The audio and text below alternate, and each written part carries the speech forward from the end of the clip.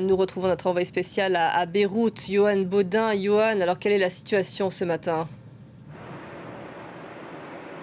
Eh bien écoutez Aude, je m'apprêtais à vous dire qu'il n'y avait plus de frappe depuis le petit matin, mais ici, eh bien, les événements évoluent de minute en minute. À l'instant, une nouvelle frappe vient d'avoir lieu. Vous le voyez peut-être derrière moi, derrière mon épaule droite, il y a ce panache de fumée au-dessus de la banlieue sud de Beyrouth. C'est donc la 12e frappe en moins de 12 heures et une nouvelle frappe est annoncée par l'armée israélienne sur ce quartier sud de Beyrouth. Des frappes très massives qui ont eu lieu, donc je vous le disais, depuis 12 heures, et la déflagration et le souffle ont été entendus et ressentis à des kilomètres à la ronde, comme ici, là où je me trouve. Ces frappes ont eu lieu entre 23h et 4h du matin pour la plupart, et elles ont touché les quartiers de Haret-Het, de Bourj El-Barnier et donc Robéry.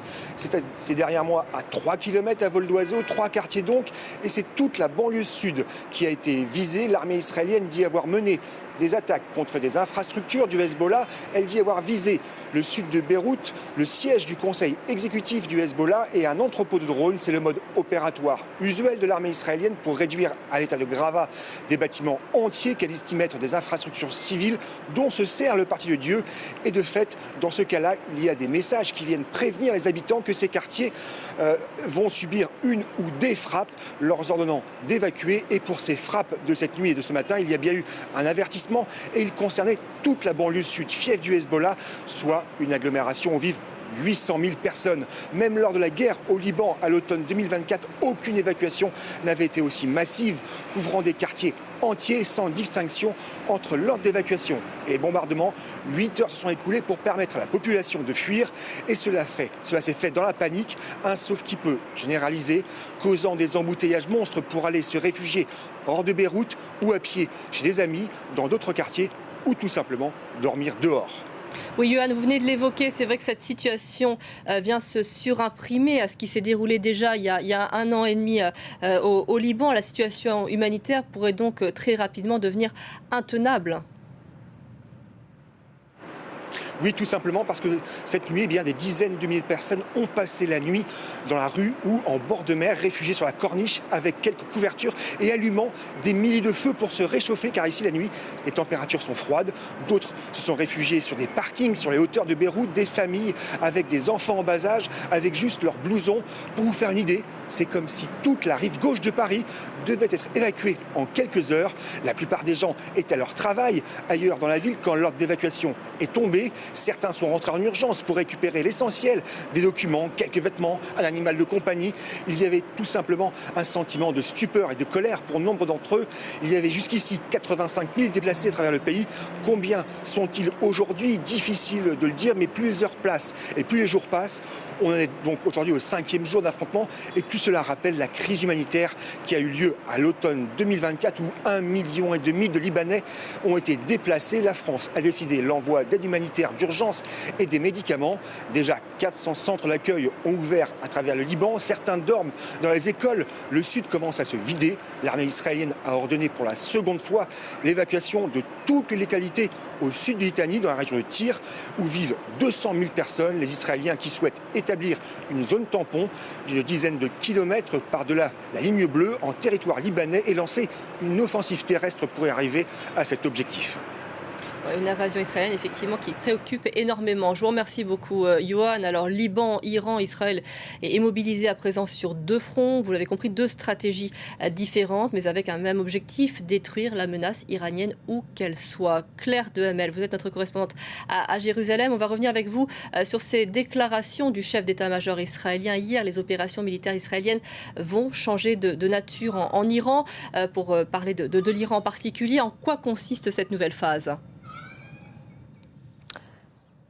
Bonjour Aude. Oui, Eyal Zamir, qui est le chef d'état-major israélien, a dit hier dans sa prise de parole que les Israéliens estimaient avoir terminé la première phase de la guerre et qu'ils entraient donc dans une nouvelle phase, même si ses contours ne sont pas extrêmement clairs, c'est le moins qu'on puisse dire. Les Israéliens estiment que cette première phase, elle a commencé par l'assassinat surprise d'Ali Khamenei au premier jour de la guerre, et qu'ensuite, eh bien, les Israéliens ont réussi à créer les conditions de la suprématie israélienne dans le ciel d'Iran. l'Iran et ont aussi largement détruit les capacités balistiques iraniennes. En ce sens, Yael Zamir dit qu'on rentre désormais dans une seconde phase et que Israël s'en prendra aux fondations du régime et détruira ses capacités militaires. Ce sont ses mots.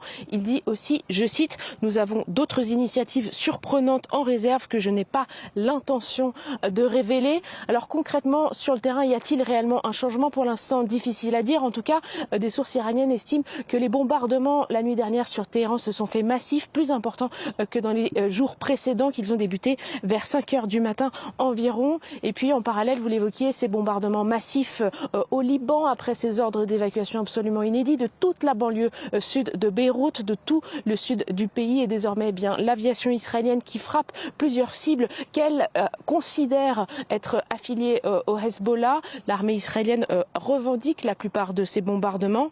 Et puis pendant ce temps-là, en Israël, la vie quotidienne reprend son cours petit à petit. On l'observe chaque jour un petit peu plus. Il y a désormais des restaurants qui sont autorisés à rouvrir. L'aéroport Ben Gourion, petit à petit, est autorisé à rouvrir également. Pour l'instant, seulement pour des avions qui viennent de l'étranger et arrivent en Israël pour permettre aux quelques 100 000 Israéliens à l'étranger de revenir dans le pays. Tandis que le soutien de la population israélienne à cette guerre en Iran se fait quasiment unanime, puisqu'un sondage très intéressant de l'Institut israélien pour la démocratie est sorti hier.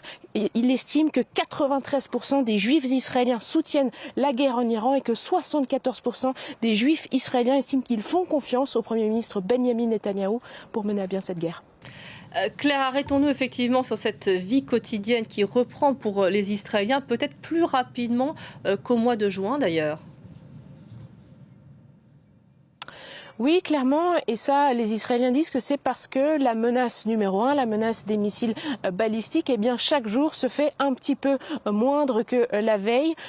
Eyal Zamir, ce même chef d'état-major de l'armée israélienne, a estimé hier que l'armée israélienne avait détruit 60% des lanceurs de missiles balistiques en Iran. Alors c'est un chiffre qu'il est impossible de vérifier, mais les Israéliens établissent un lien de causalité directe entre ces succès militaires sur le terrain en Iran et le fait que les alertes retentissent moins souvent en Israël et que ces missiles, lorsqu'ils atteignent le ciel israélien, ils sont quasiment systématiquement interceptés par la défense antiaérienne israélienne. C'est simple, depuis dimanche dernier, il n'y a pas eu de victimes en Israël. Le bilan total s'élève à 10 morts, à quelques blessés graves, une dizaine environ, et plusieurs centaines de blessés légers, puisque il y a néanmoins des débris de missiles qui tombent régulièrement sur le sol israélien, et ça peut faire un peu de dégâts matériel, mais rien de comparable à un impact direct, évidemment.